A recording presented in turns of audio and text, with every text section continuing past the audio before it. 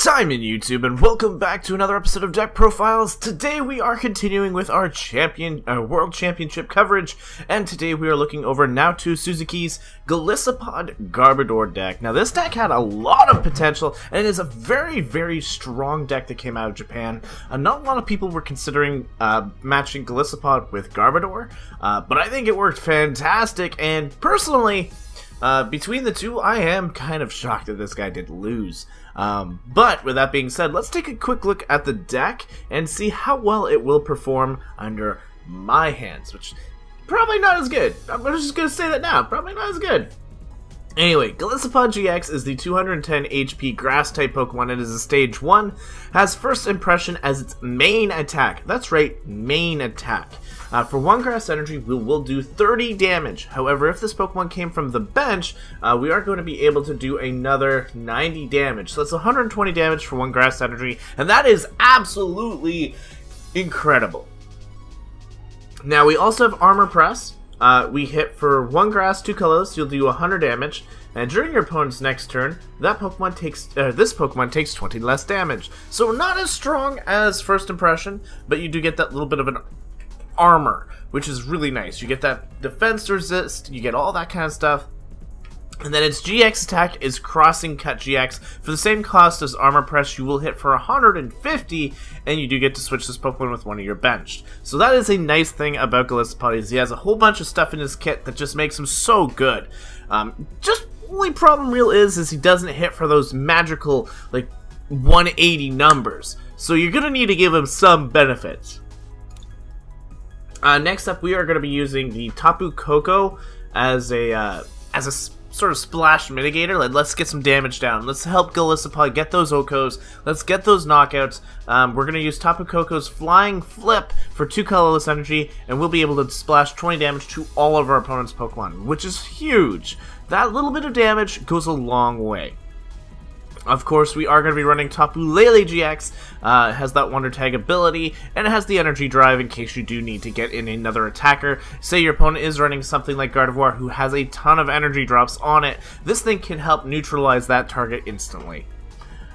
Next up is the Garbodor line. We are running a 2-and-2 line of the Garbotoxin and the Garbodor Trashalanche. The Garbotoxin version is very important to this because we don't really run abilities.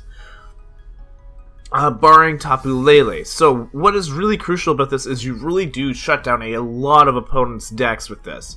Having the ability to not run abilities is just absolutely incredible. Next, lastly though, is the Garbodor Trashalanche, which is technically our secondary attacker, and depending on how our opponents play, you'll be able to hit for 20 times the amount of item cards in their discard pile. Don't go for Acid Spray, unless you desperately want to try and get rid of some energy removal. The big one will be going for that Trashalanche, and that way you can just completely mitigate your opponent from wanting to use too many items. Starting our items out, we do have the Field Blower. You get to choose 2 in any combination of tool cards and stadiums. You get to remove them. We are using 1 Heavy Ball, and what's amazing about this is you don't have to discard things to get your big Golisopods. Even your Wimpod you can get. I think that's actually it. Or is it Golispod? Actually, pretty much every Pokemon in the deck has 3 retreat costs, barring Tapu Lele and Tapu Koko. So that is very nice here. We have the Rescue Stretcher here. You get to put a Pokemon from your discard pile into your hand, or shuffle 3 into your deck. Very, very strong card. That's why we run 2 in this deck. We've got 4 Ultra Ball, pretty standard stuff. 4 Via Seeker, pretty standard stuff.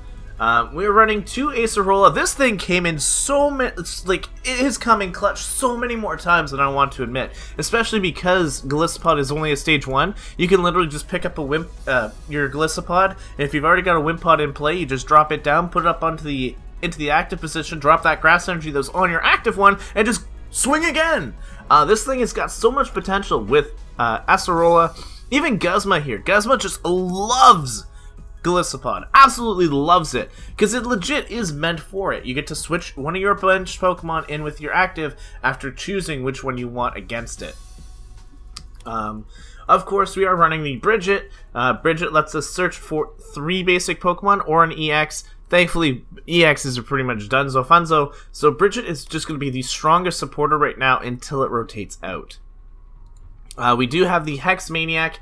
You get to shut down more abilities, so not only will you shut down Garbotoxin, but if your opponent plans to get rid of your item off of your Garbodor, Hex Maniac will still stop them from being able to use their items. Next up is the N. Each player shuffles his or her hand back into their deck and then draws cards equal to the remaining prize cards. This is a cool card because it does really well in the beginning and can really shut down your opponent late game. We've got the Sycamore. Again, standard stuff here. You get to discard your hand, draw 7. We've got 1 Teammates, which unfortunately does rotate out at the end of the season. If a Pokemon of yours was knocked out in the previous turn, you get to go through your deck and draw 2 cards.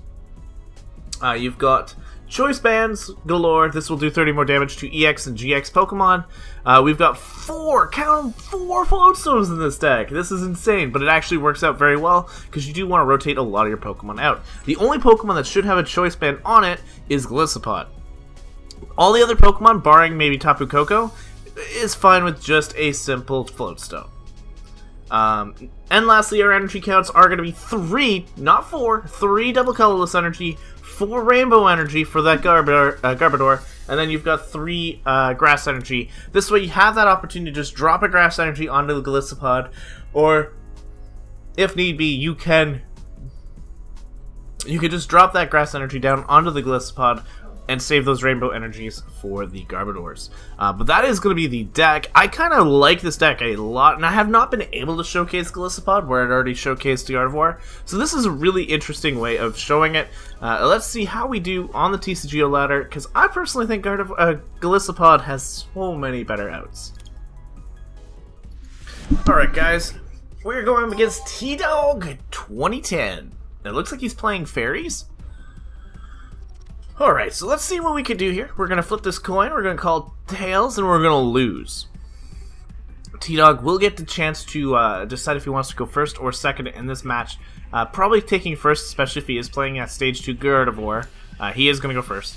Now, we have technically advantage. Oh, we're playing Garb. We're playing Garb. That is our choice. Garb all day long. I would like to play the other Garbodor version first, because it will shut down my opponent's abilities. Just a Alolan Vulpix and Remoraid. But that is a very good start from my opponent, because this can get him all the Pokemon that he wants, and there isn't really any pressure against him. He just passes!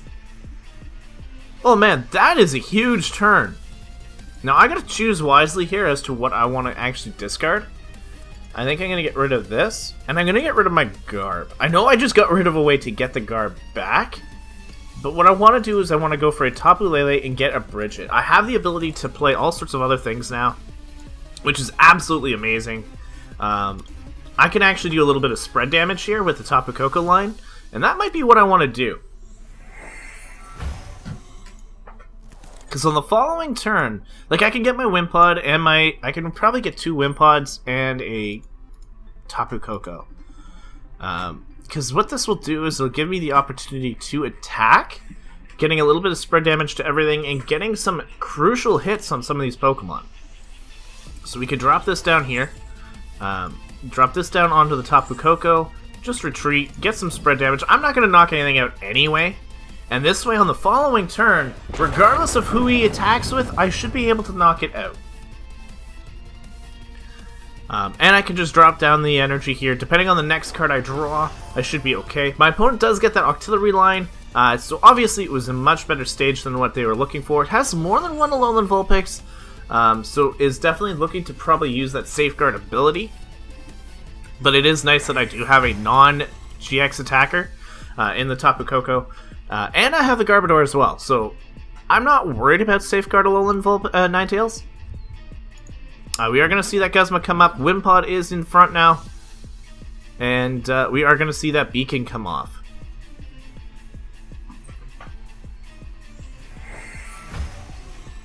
We are seeing Ralts and Tapu Lele. And we are going to get a second Sycamore, so unfortunately we do have to waste a resource in order to use it. But this is alright.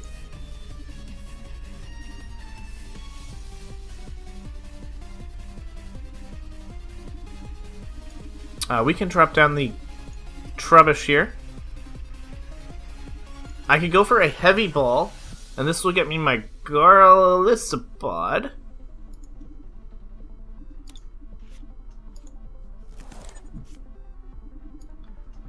Kaboom. Now, I can first impression, it's not going to do anything, though.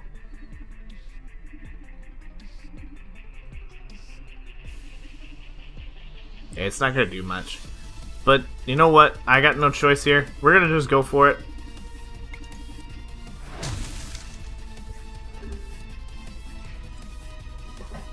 We are currently in the lead of our evolutions. Now, my opponent is in a much better position now because they have all these Ralts down.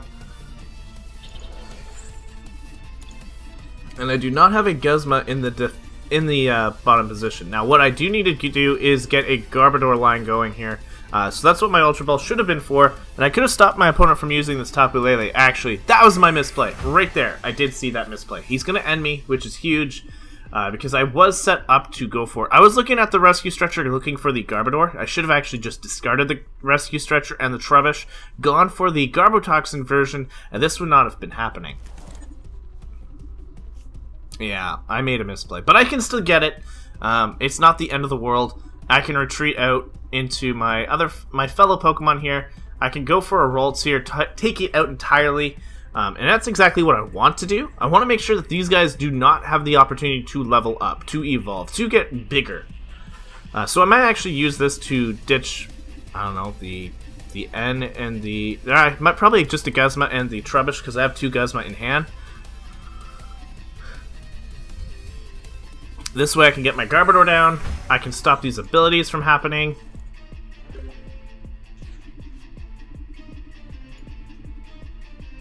We are just going to go for an Ultra Ball. I can remove the Guzma and the Trubbish. Teammates is a nice card to have right now. So I do plan to keep it. And I've not seen a VS Seeker as far as I'm aware. So we're just going to drop this Garbodor down. Abilities are now on lock. And I want to switch in this guy here. We don't want you getting any bigger. We're going to switch in this guy. And then I'm just going to retreat out into my Golisopod. This will give my Golisopod first impressions, full damage, and BAM! Gone! One less Ralts to deal with. We got a Hex Maniac. Doesn't really matter at this point in the game, but if my opponent does Field Blower and get rid of that Floatstone, it will matter quite a bit. Now, I did forget to drop an energy. Again, I'm making a few misplays, not a big deal. I could have dropped this energy down on either the Wimpod or the Golisopod, but with it not showcasing right now, it's fine. We are still putting a little bit of pressure on my opponent. A lot of his Pokemon are hurt pretty badly. And at this moment in time, I think I still want to go for these guys here. If I can get rid of this Kirlia, if I can get rid of the Ralts, it'll be fine. We are going to see an N come through, so if I do get a VS Seeker, he's actually helping me out here. Because I can just Guzma again. I got 3 VS Seekers. So he is going to Beacon. He will get Gardevoir down next turn, though. That is not a problem. The Gardevoir does not have abilities. It is huge right now. And I just want to Guzma up. Let's get Guzma. I want to take care of those Ralts before they have a chance to do anything. You've got the double colorless energy. The other player does not. We're going to go into you. Retreat into my Golisopod. I'm well aware that my opponent could just drop a nice fairy energy down here, but again, it's a fairy energy, and I got 1 energy down on my Golisopod. There's a second Golisopod. Beautiful. Like, that's all I've got. Like, this is the part that's hurting Ralts right now. Gardevoir. It's based off of energy counts. Without the ability to play 2 energy right now, the Infinite Force isn't intimidating. We are going to see that Field Blower play this time, so my opponent will be able to Secret Spring, getting that energy down, and potentially getting a double colorless. So this is where it will probably hurt a little bit more. 3, 6, 9, 12? And I don't have an Acerola in back, so unfortunately that is going to hurt. Acerola has not been played yet, so I can't just grab it. We're going to see a Floatstone down on the Octillery. It does go for that Abyssal Hand. Definitely trying to utilize all these abilities because my opponent knows I'm probably running more than just 2 Floatstones. and I've got one already. That's all. That's all I've really had is just the one. We are gonna probably get end here. I have not seen a supporter go through. Here it is.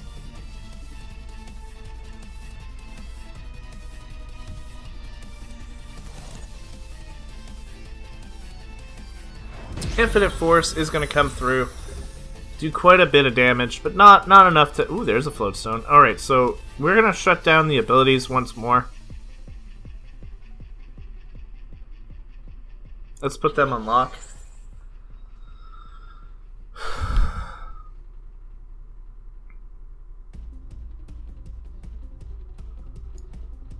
I'm going to have to go for a... I want to get a second Golisopod on the run. Now I'm in trouble, because this Gardevoir actually was able to set up a little faster than I thought. Alright, so we will go for the good old end drop. I got a double colorless energy, which means I can easily just retreat out into my Trubbish. That's all they'll get. I think that's my play here. And if he, for whatever reason, does go for a Guzma, I'll have teammates in hand. So we are going to go for the Crossing Cut ability. This will get 150 damage down onto this Gardevoir, and I'm just going to switch into this Trubbish. I don't feel like I'm going to need the additional Garbodor right now, because my opponent does not have a ton of items in the discard anyway. The Floatstone on this Garbotoxin version is a lot more important. And if he does decide to take me out, I will get first impressions once again. Well, I'll probably bring up my Tapu Koko just to be sure of everything, and then I can retreat out. He does go for that Lysander, does go for my Golisopod here, and it's not a big deal. Like I said, it's not the end of the world that he is catching up, because I can go into my first impressions Golisopod on the back, since I do have teammates in hand. We are going to drop another Wimpod down.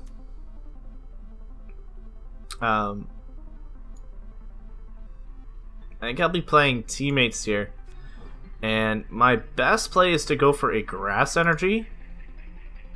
I don't need the Choice Band. It's probably going to get a Sycamore for the following turn, because I can just drop these down, and my opponent will know that, hey look, you gotta end me. I'll have all the options for the following turn. I'll just play both Garbs down. Now he can easily remove both of my Floatstones right now, which is a bit of a negative feel, but it's alright. But we will just go for a retreat into the Golisopod, and we will first impression to take out Gardevoir. Gardevoir is now on the defensive here, because we just need to take out one more fully evolved Pokemon, or one GX pretty much. These guys just need 2 Cocos. He actually brings up that Artillery for the Floatstone ability, which is fine. Gardevoir, or Curly in the back will now have 2 energies.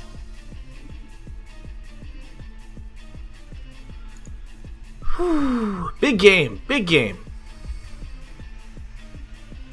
We're seeing an Ultra Ball play, ditches an Ultra Ball, and something else for probably at the top. It's a Diancie to try and keep those evolutions going. Might not have a lot more to go, because how many guards do you have in here? Just the one, but you've lost 3 of your Rolts already, and your 4th one is currently on the field. So really, this is the last Gardevoir. Really, he was just thinning out his deck. He didn't want that Diancie at all. He just wanted to get rid of it. He will retreat now into this Gardevoir. He probably was looking for a Field Blower to remove this, so he could get double the energy down onto this Gardevoir. Now, Gardevoir can hit me for a lot here, but it's only going to do 90.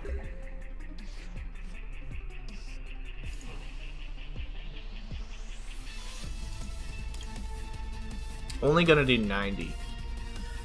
My target is probably the Tapu Lele.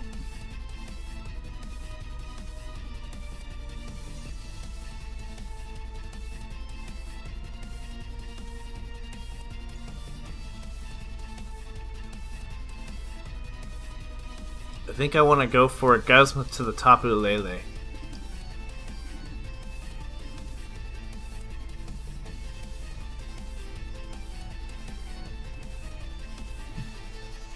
We're going to drop this down here. We are going to go for a Guzma.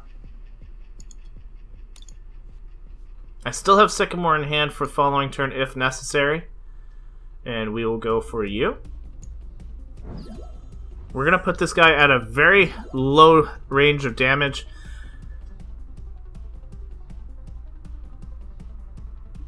Actually, my best play is to... Okay, in order for him to win, he's got to try and take out my... I think I want to spread damage. But that's still not enough. Because my objective is to just knock these two out. 20, 40, sorry, 3, 6, 9, 12. I have 110. Yeah, that's not going to cut it. Is it? Is it going to cut it? Not if he takes out my Tapu Koko. So we are going to retreat into this guy. And we are going to go for a first impression. Now, if he hasn't got any energy, he still has to drop an energy down on Tapu Lele regardless. He can attack me. It'll do 2, 4, 6, 8, 10. So 100 damage. He would be able to knock me out with a Choice Band. But it is not too difficult for me to just Sycamore into either Golisopod and an energy of some sort, which means I should be able to take out this Tapu Lele. And then if he does decide to waste that energy on the Tapu Lele, I can just kind of take it out with the Gardevoir next turn. I don't know. It's very close right now. Very, very close to this matchup. Whew. We do see a Rescue Stretcher. My opponent can grab just 8 rolls. He's going to put that right down on the bench. Try and get that Gardevoir line kind of re-established. Drops an energy down so he can retreat into this Gardevoir. And the Gardevoir can hit me for a lot. In fact, it is going to knock me out.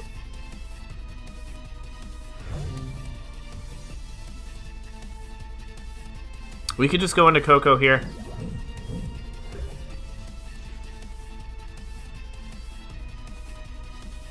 VS Seeker is a great card.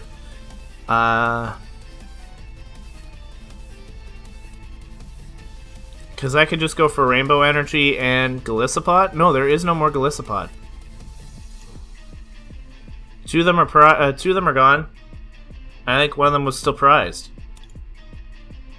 And I've wasted both of my rescue... No, I've only wasted one. Do I go for Teammates Grass Energy and Stretcher?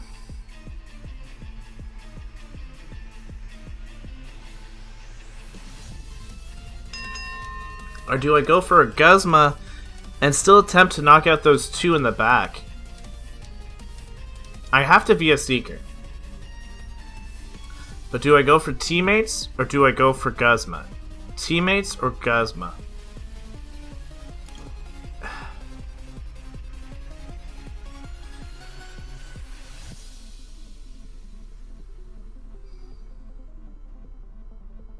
Very hard game here.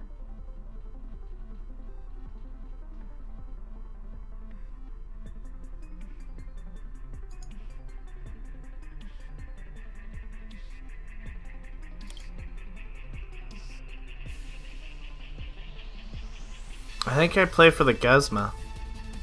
I really do. And I think my target should be these Alolan Vulpix. I'm gonna switch into a Garb. We're gonna retreat out into Koko.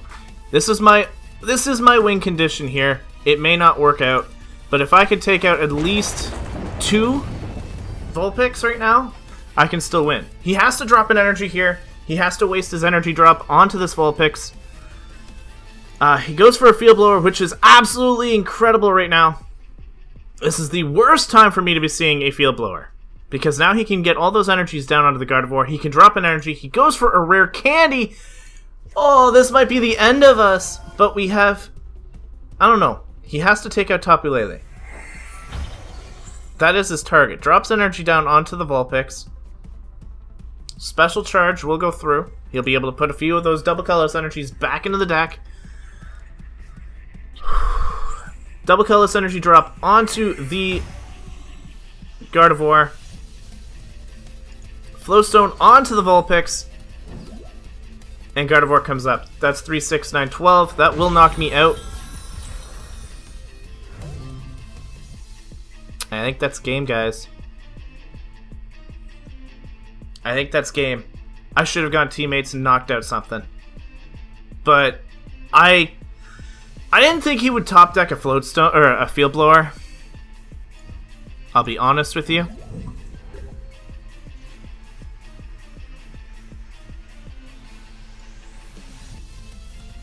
We go Rainbow Energy down here. I can get damage down if I can get Golisopod.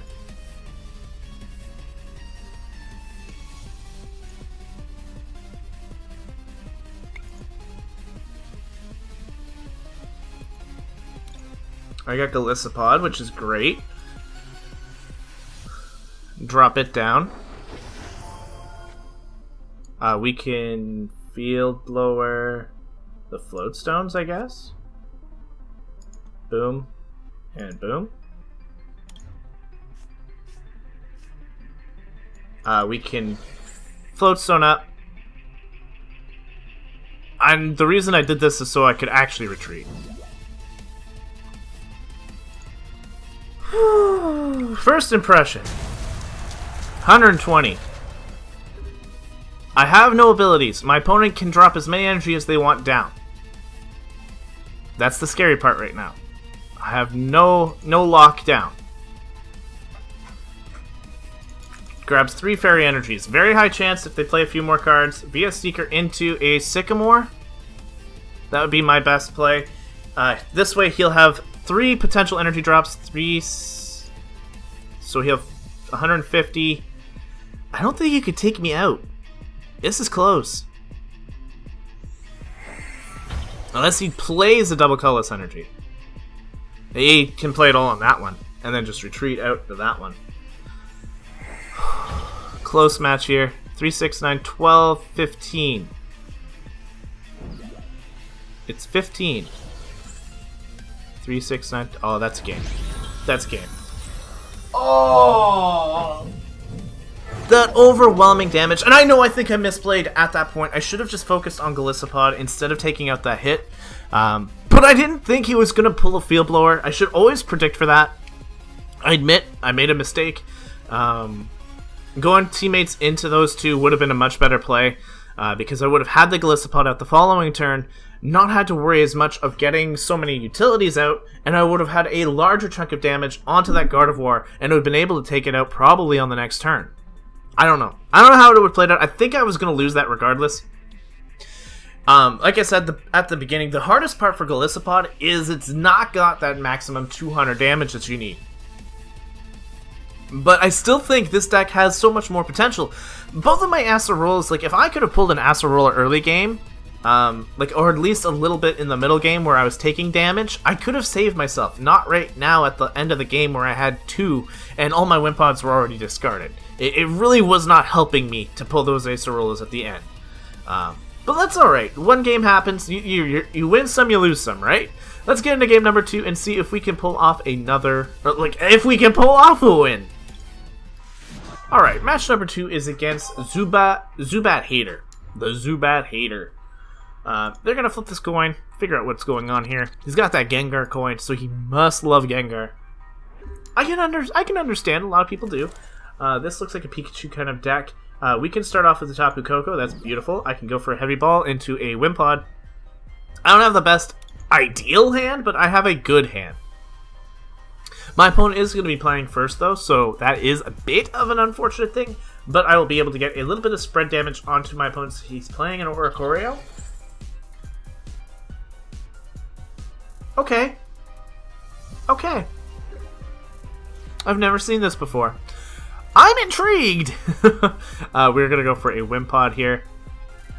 Because I can't go for Tapu Lele. So we'll just grab this right now. I want to go for some spread damage. I'll get some damage on Pikachu. I'll get some damage onto the Oricorio. And Golisopod can come in and do something on the next turn. Because I do have free retreat with the Tapu Koko. Very crucial thing. In fact, I might just Guzma and take out that Raichu right away. That Raichu is the bigger threat over this thing. Because this thing will lose its ability, like its passive, once I switch it out. So down goes the energy. Actually, he can retreat for one.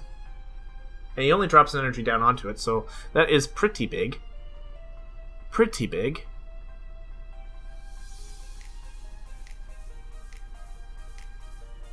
Does drop a Tapu Lele, trying to get this additional damage down. Now, this is the opportunity for him to attack. If he can manage to get a full bench and retreat, he'll get a knockout onto my Tapu Koko and actually stop me from... Oh, he doesn't. He just goes for a Lily. It's not turn 1 anymore, so this isn't going to get him a full bench of Pokemon, I don't think. I would have gone for Bridget. That would have been giving him the whole line. He just goes for a Feather Dance. We're going to go for a knockout on this Raichu here. Now, he's already damaged. We're just going to go right in, scoop up. Boom. And I want to get rid of this thing ASAP, so First Impression will knock it out. And we'll take the first prize of the game. It is going to be a Sycamore. Not 100% sure what my opponent is using. Like, I don't know the point of the Oricorio. It's kind of weird. And it does lose the ability to hit me for 100 this turn. Not that 100 damage is really scary against a Golisopod, but it is what it is. Raichu was the bigger threat, and I'm aware of that. So Tapu Lele is the big threat now. I can via Seeker and get in the Tapu Lele and just go for a First Impression. It can't hit me for too much because I don't have a lot of energy on my Golisopod, but I do have a lot of damage on Golisopod. Just plays another Tapu Lele. Wonder tags for... Maybe going for my... Just a fan club. Now is the time he's starting to line up these Pokemon. But I don't really know what he's going for here. We'll see. We'll see. I've never seen a deck run Oricorio, so...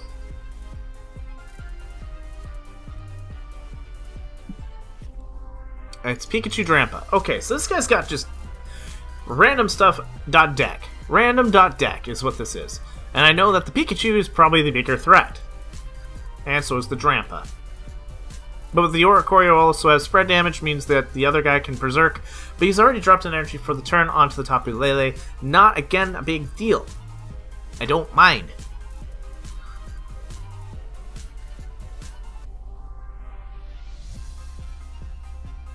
Just goes for a Feather Dance. No retreating, no nothing. I'm, again, alright with this. I don't really need to grab anything. I just am going to go for a nice Guzma. I can go for it here. Bring in the Pikachu. I guess the Pikachu's the bigger threat, because I can stop it from evolving.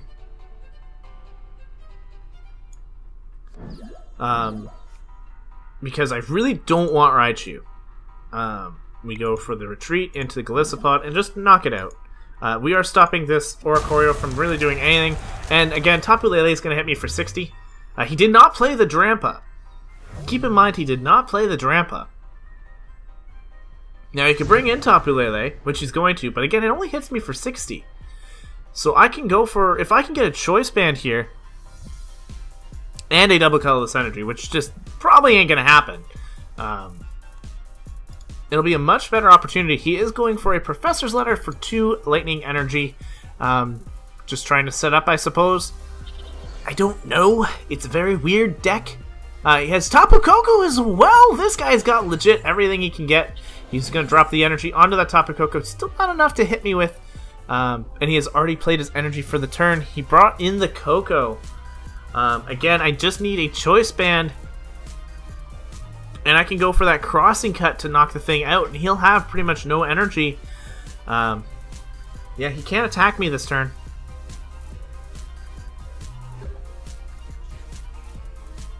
We get a Bridget, which really is not the card I'm after right now at this point in the game. I can Ultra Ball. I'm just going to try and get a Wimpod out. Since I am going to Sycamore anyway.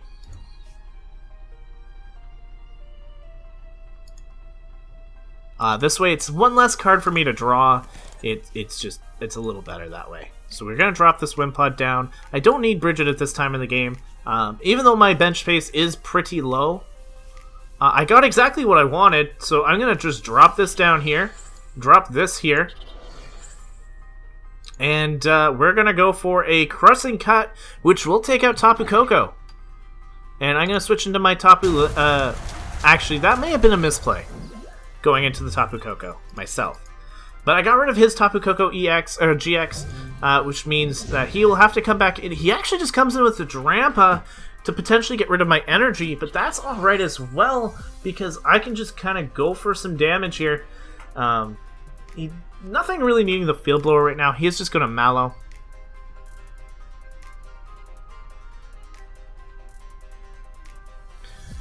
He's got that double colorless energy down. He can go for Big Wheel. I can't see why he would want a Big Wheel right now, though. That would be a terrible play. He needs to take out my Pokemon. And Righteous Edge is not going to do it for him. Because I can still retreat. I can get a huge attack off with the First Impression. And just get a huge chunk of damage down. He does just go for the Righteous Edge. And unfortunately, he's just in a position where he can't do damage. We are going to drop our Wimpod down. I really don't need to focus on any of these guys. I just need to go in, do a First Impressions hit, and this will be pretty much game at this point. Because I have that via Seeker. I can go for a Guzma at any time now and just clean up the Drampa GX. And that's exactly what I want to do. Even if he Berserks right now, that's what, 150? Even with a Choice Band, he's not going to be able to take me out here. And I have that ability to go for the Armor Press, which will knock him out, unless he goes for a Max Potion, which I don't believe he's going to be running in a deck like this. Especially when it's just going to cause him to set up for nothing.